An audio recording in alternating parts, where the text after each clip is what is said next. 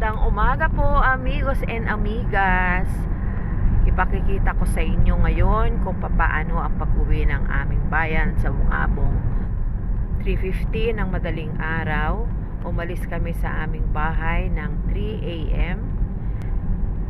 Ang dadaanan po ay SLEX. Ngayon, andito na kami sa Star Toll sa may Batangas. Ang magbabiyahe ay siyempre kami lang dalawa ni Daddy, ang aking piloto. Lord, payapang paglalakbay po para sa lahat ng mga naglalakbay sa araw na ito. Ingatan po ang lahat ng mga naglalakbay at ang mga taong nasa kalsada. Amen. At ito ang kahabaan ng Star Toll. Kalalampas lang namin ang Lipa. Time check, 4:30 ng madaling araw. Nakarating na kami ng North Diversion Road ng Batangas going to Pierre. At syempre, kailangan namin mag-stop over. Mabuti na lang by 24 hours na Jabi! Approaching na kami ng Batangas Port.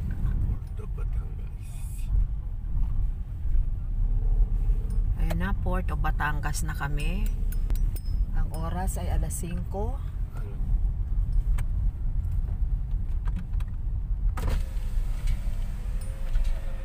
Kuya, tatawid ng Kalapan. Sige po, diretso po, kaliwa po kayo po. Okay, thank you. Oh, ito yung park and go nila, no? Ay, yun, ito, tama nga. Ito yung iwan mo yung, meron na silang magandang ayan, oh. Magandang parking area. 1, 2, 3, 4. 4 levels yung parking area nila.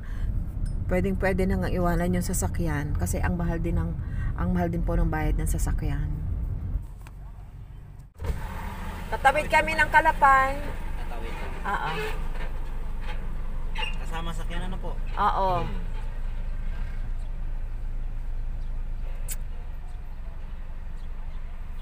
Nanroro. Dalawa lang po. Oo. Kalapan, Abradillo. Diba doy, libre ang isa, ano? Opo, yung sa driver lang po. Sa driver, oo. Ano to? Yan po, yung sa terminal fee. Babayaran ta? Yes po, doon po sa may bintana. Magkano Okay. ta? Tingnan natin.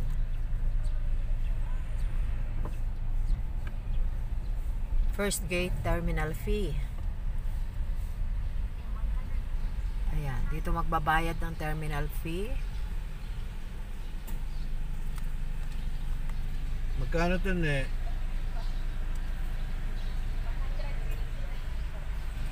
Ito na. Saan kami ning pupunta next? Kanan daw. Ay, kuya, saan yung inspection? Morning po. Good morning, kayo yon? Opo. Dito. Opo, yung biyahe. Kalapan, Paskat. Ang paskat po natin ay alas 7 pa po. Oo. Uy. Nakapila na kami sa papuntang Kalapan na barko, Paskat, alas 7 ng umaga. Pinapasok na kami ng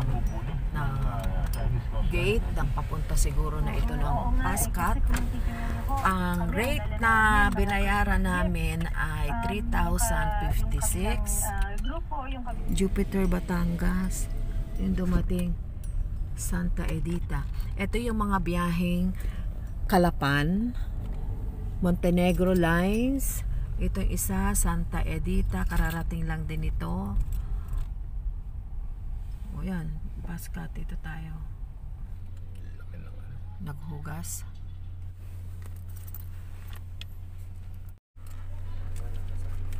Ito saglit lang po. Sa amin na ito? Dalhin nyo na lang po sa taas pag-akyat. Titignan ko ng operator. I-check pa lang sa barko yan. Simulat daw stas. Ayan, ganito sila. Yan, papasok na kami ng barko.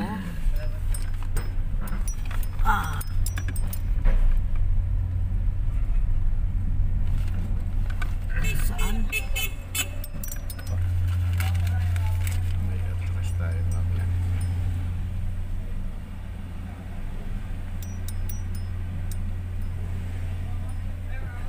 Ayan na, ito na ang itsura ng barko na sinasasakyan namin, ang Fastcat. Medyo. Bakit basa yung inyong flooring? Naglilinis po kami dyan. Every biyahe. Madulas ito, mas. Kukunti naman ang passengers. Maluwag. And then, meron silang canteen. Ito yung kanilang canteen. Meron silang open air sa taas. Pero yung open air na yon ay medyo malakas ang hangin at saka ang upuan nila ay matigas. Demonstrate the proper donning of the life jacket in case of emergency. At Sa aming mga mahal na pasahero, para sa inyong kaligtasan, pakituon po ang inyong pansin sa mga crew na nasa harap ninyo na magtuturo kung paano gamitin ang life jacket kung sakaling may sakuna. O lamang na manatiling nakaupo hanggang sa ang barko ay ganap ng nakalaw. Sana ay magkita tayo muli sa inyong mga susunod na biyahe. Reminder to our valued passengers, kindly remain seated until the vessel is properly docked. yehey! Nakadaang na kami sa Calapan Port. Mindoro na kami, mga kachika. Amigos and amigas. Uyay. Uyay. Calapan Port. Ayan, ganun lang po ang pag-uwi ng Mindoro. 2 oras kami sa na naglayag sa dagat. Sundan natin yan. Oo. At ayan, katatapos lang ng kabababa lang namin ng barko. At ito na ang Calapan Oriental Mindoro. Kasi yung mga nagkaatok ng pasahero. Ha? Ewan ko pa sa Nakakita sa National Building. Baka dyan sila dumaan. Kasi iba yung daan ng sasakyan dad eh. Bye, Calapan! Welcome, Bungabong! Marami kaming dadaan ng bayan. Bibilangin natin kung ilang bayan yung ating madadaanan bago kami makarating sa aming bayan sa Bungabong. Ang first town ay city ay Calapan City. Ito ang capital ng Oriental Mindoro.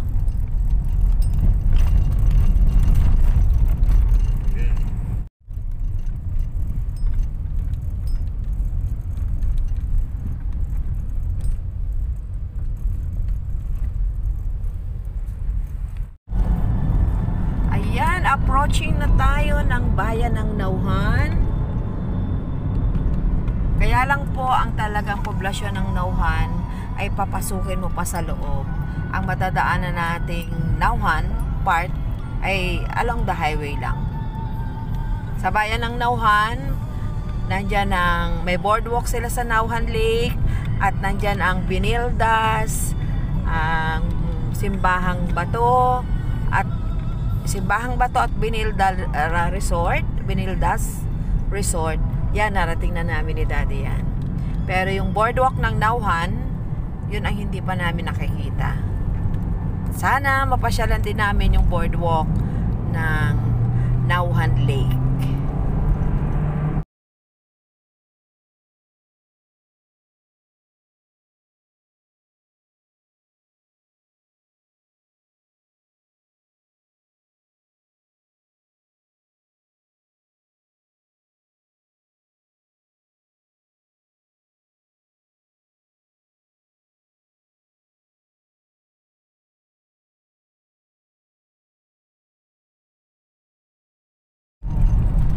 Ito po ang bayan ng Socorro.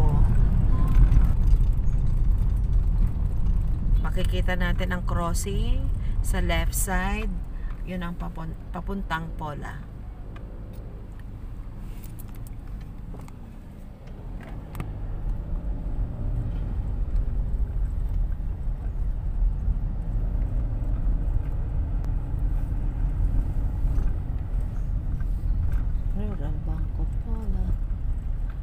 From Socorro hanggang Pola ay 12 kilometers pa.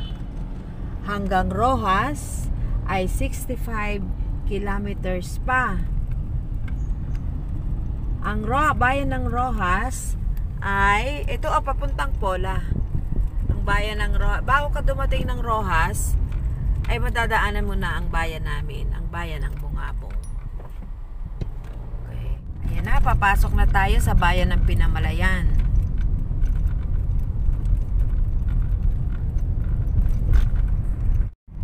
Kita nyo, bukas na bukas ang kalsada. Walang mga sasakyan, motorcycle lang, pero delikado pa rin magpabilis dito kasi nasa probinsya tayo. Maraming bigla na lang tumatawid, nananakbo pakabila at meron sumusulpot ng mga motorcycle. Ang lunti ang bukirin ng Oriental Mindoro. Alam nyo, ang Oriental Mindoro, ito ang rice granary ng Pilipinas. Mas maraming palay na nanggagaling dito. Maraming produktong palay. At masarap ang aming bigas sa Mindoro. Denoradong Mindoro. Ayan ang mga palayan, no? Ayan. Ayan. Dito lang yan sa gilid ng highway.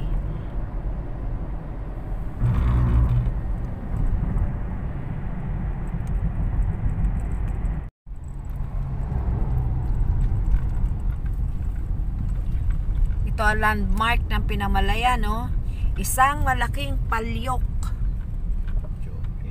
na may kalahating rainbow. Ba't kaya kalahati lang rainbow ng palyok na yan? Ito na ang bayan ng Gloria.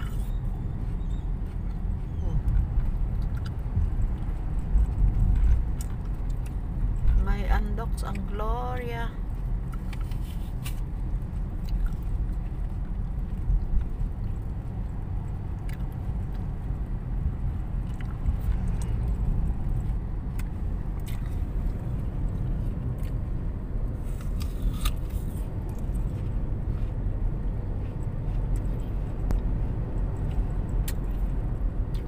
Simula sa bayan ng Gloria hanggang sa bayan namin ng Bungabong ay 26 kilometers na lang. Bago mag alas 12 nasa Bungabong na kami. Eto na, nasa bayan na tayo ng Bansud.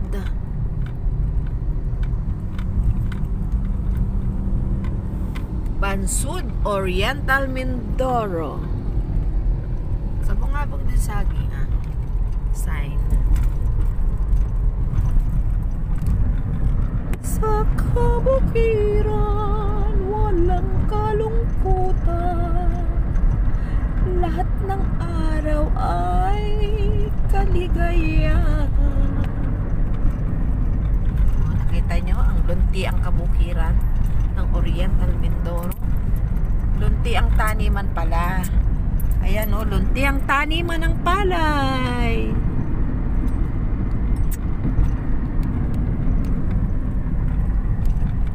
Yes. Ang Plaza ng Bansud. Ayan na, ayan. Plaza di Bansud. Sabi nila, sa gabi raw ay napakaganda.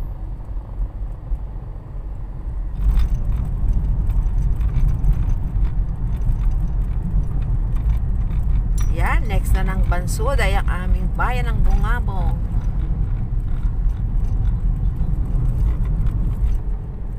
Umalis kami ng Santa Rosa ay 3 AM.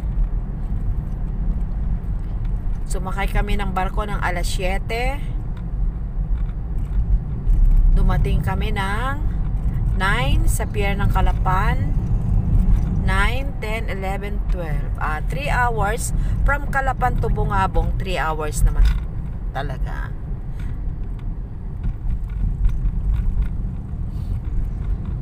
After ng Bansud, ito na kami, bayan na namin. Welcome, Bungabong! Ito na kami, papasok na kami sa municipality ng Bungabong Sulyog Festival. Yan, At ito ang parokya ni Father Moon. Ay, may mas nga pala kasi Sunday. Ito ang parish ni Father Moon. Oo, Sunday nga pala. May kanta kami sa Bungabong eh. Ay bakanta ang St. Joseph dati, Paris. Ewan ko kung kinakanta pa nila ngayon yan. San Joseng mahal, patron ng Bungabong, tunglawan mo po kaming iyong ampon, upang sa gayon kaming mamamayan ay ilayo mo sa kapahamakan. Tanglawan mo po bayan ng Bungabong, ngayon, bukas at lahat ng panahon.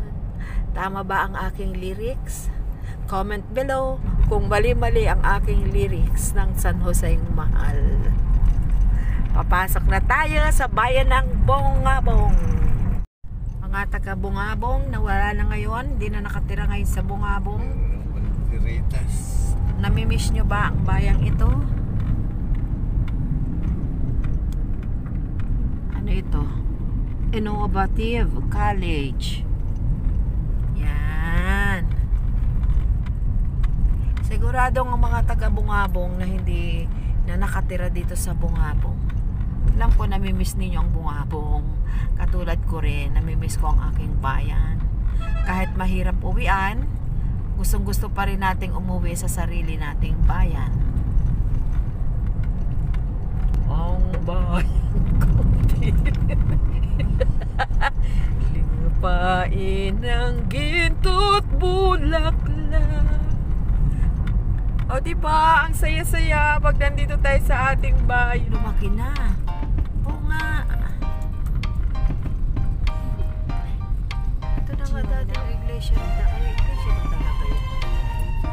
Ay, hindi. Ito na yung kala Manuel eh. Parang manipulaban. Sun is up, it's a beautiful day. My beginning will be as bright as the sun. Come, won't you come along? And it feels so bright. It's like luck is raining on me. Go and follow your heart. Doesn't matter how far. There is so much love to give. Something's I'm here! Hi! baby, gotta go. There is so much love to give. Something's telling me it's right. Give to me. Eto na.